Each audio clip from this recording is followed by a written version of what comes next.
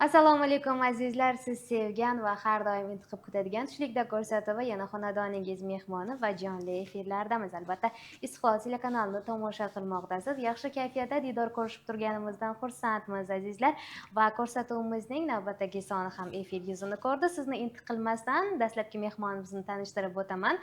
Har doimgidek bugun ko'rsatuvimizni aynan kiberjinoyatlarga qarshi kurashish borasida boshlaymiz va mehmonimiz Dinara Hoshimova kiberjinoyatlarga qarshi kurashish boshqarmasi xodimi. Assalomu alaykum, studiyamizga xush kelibsiz.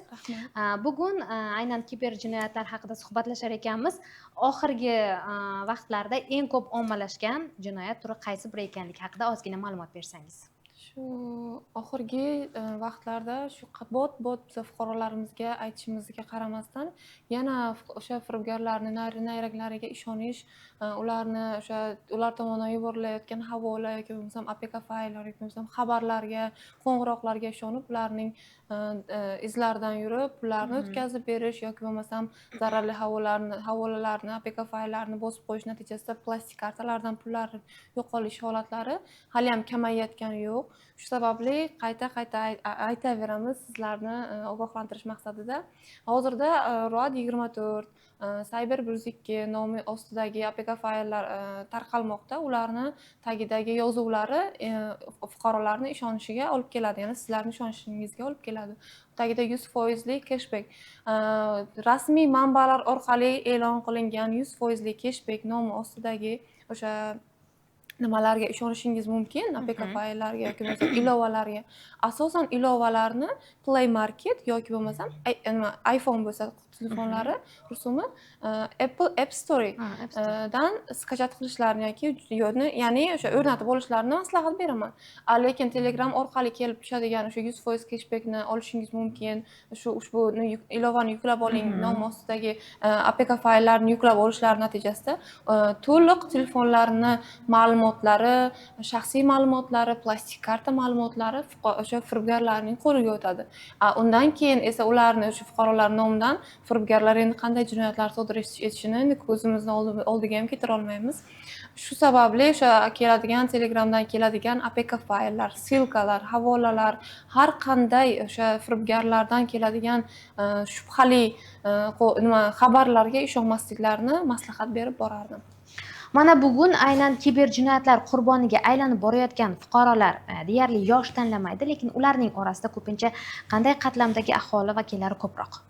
Aholi vakillari yoshlar asosan. Yoshlar. Chunki yoshlar o'zlari qiziqqonlik qilib pullarni o'tkazib beradilar, ya'ni onlayn savdo yoki bo'lmasam tradinglik yoki bo'lmasam o'sha kelib tushadigan havolalar 100 ming so'm yoki 70 ming so'm pul yutug'i chiqdi sizga.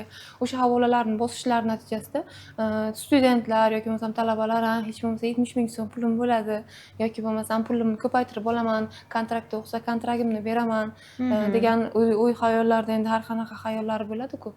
Shu sababli ko'proq yoshlarimiz tomonidan o'sha murojaatlar kelib tushadi. Ularga ishonmasliklarini har doim maslahat berib boraman.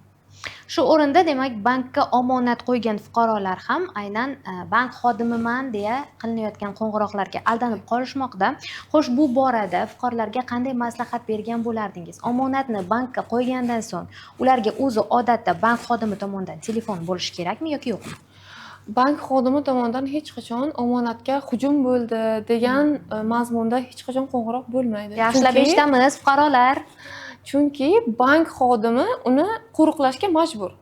Fuqaroni bu narsani oldindan ogohlantirmaydi. Ya'ni sizni omonatingizga xavf nima qilinyapti deb ogohlantirmaydi. Omonatni qachonki fuqaroni o'zini qo'li bilan olib boshqa bir o'sha firibgarga o'tkazib berish mumkin.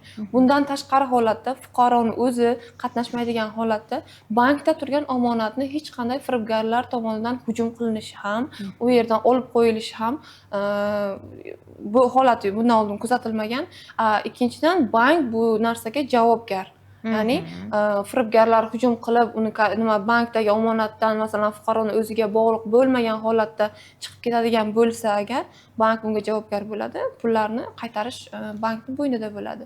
Lekin fuqarolarimiz o'sha qo'ng'iroqlarga ishonib, mani omonatimga haqiqatdan ham hujum kelayotgan ekan yoki bo'lmasam firibgarlar tomonidan hujum qilinayotgan ekan deb, o'sha firibgarlarning kartalariga o'zlari tomonidan o'tkazib berishlari mana bu haqiqatan ham aldanib qolish hisoblanadi. Albatta.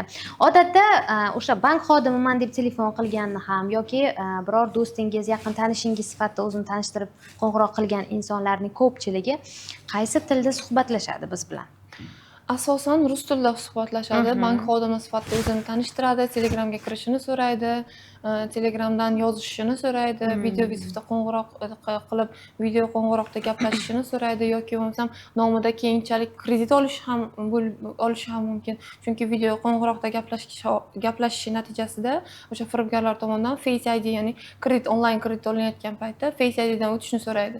O'sha payt video qo'ng'iroqda gaplashgan paytida o'sha Face ID dan ham o'tkazib, nomlarga kredit olishlari ham даже osonlashadi.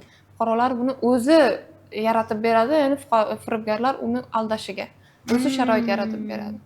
Shuning uchun shubhali qo'ng'iroqmi, Telegramda keladigan xabarlarmi yoki bo'lmasam SMSlarmi, havolalar, APK fayllar hech qanday bularga ishonmasliklarini o'sha so'rab qolardik. Albatta, fuqarolarimiz bu sizning foydangiz uchun, shuning uchun ham biz ko'rsatuvimizni dastlabki onlarini aynan mana shunday kiberjinoyatlardan ogoh bo'ling mazmunidagi suhbat bilan boshladik. Maqsadimiz esa mana shunday firibgarlarning qopqonlariga tushib qolmang, ilinmang va o'zingizning yillab yiqqan mablag'ingizni birovga qo'sh qo'llab topshirmang degan bo'lar edik. Sizga esa rahmat Dinara va albatta Tushlikda dasturning keyingi sonlarida yaxshi yangiliklar bilan sizni kutib qolamiz.